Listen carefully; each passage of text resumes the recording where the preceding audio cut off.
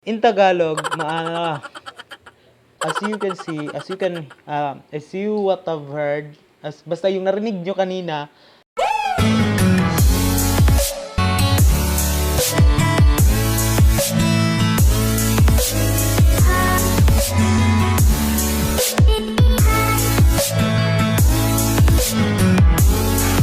What's up, explorers? This is Amiel, and welcome back to my channel. Kung bago ka pala sa aking channel, huwag kalimutang mag-subscribe at i-click ang notification bell para ma-update ka sa mga susunod na uploads ko. So for today's video, this is gonna be so different in my channel because this is going to be informative for everyone, and if you like and if you love learning new dialect or new language, this is the best video for you. So for today's video, as you can see in the title, it is introducing my native language here in Eastern Visayas, which is called Waray-Waray, and the Bisaya language which I have learned when I studied in Cebu City. So without further ado, let's proceed to our main video. A little background, when we say Waray-Waray, this is a language in Eastern Visayas, some part of Eastern Visayas, because other parts in Leyte, they speak Bisaya, or yes, they speak Bisaya.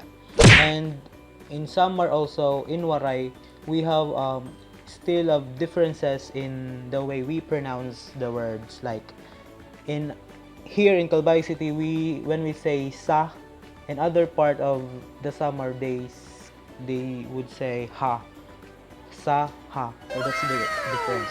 And let's start with the greetings. So when we say good morning in Bisaya, they would say maayong buntag. In Waray-Waray, we say it as maupay na aga. Good afternoon in Tagalog, in English. Then in Bisaya is mahayong udto. In Waray-Waray, it's maupay na kulop. So, I find it so fun, yes, dahil kahit yung Waray-Waray minsan nalilimutan na namin because of course nasasanay tayo sa English at ang ng Tagalog or the international use of the terms. Then let's start with another greeting is for evening. Good evening in English. In Tagalog, So, good evening in English. In Bisaya, it's maayong gabi. In Waray, it's maupay na gabi. So, another word is good. So, since it is already mentioned sa greetings like good morning, so as you what have heard, basta yung narinig nyo kanina ay good. In Bisaya, it is maayo. In Waray, it is maupay. Another word is super. Super or much in English. In Bisaya, they say it kaayo. Or in Waray, it is said ora-ora. So see how it is so far from each other. Like if you hear the word ora-ora, you cannot coin it with another word because it is too far from what you have learned. And then now in Bisaya it's karon, in Waray it's yana. Later in Bisaya unya, in Waray niyan. Tomorrow in Bisaya it's ugma, but in Waray it's buwas. What this let's include the WH questions. The what, when, where, who, and why.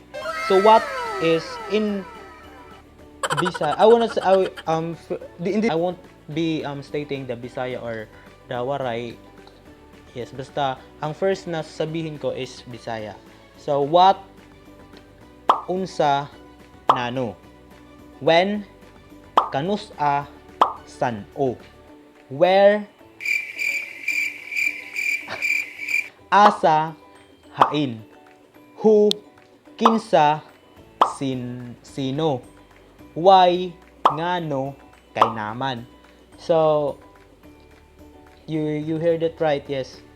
I know that you are trying now to memorize all those words that I've mentioned, and I think you can comment also below the other terms that you want to know about, to know in Bisaya term and in Waray-Waray term. I still have another words here. Yesterday, kagahapon, kakulop. Clothing, sanina. In Waray, it's baduk. Siblings, igsuon. Sa in Waray, it's bugtok. And rent, mag-abang. Mag-abang, in Waray, it's magplite.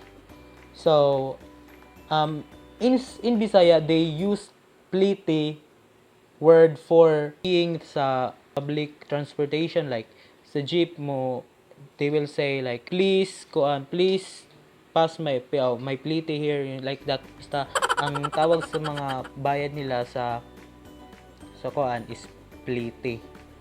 Yes. Well, while here in Waray, we use that term for rent. Then shout.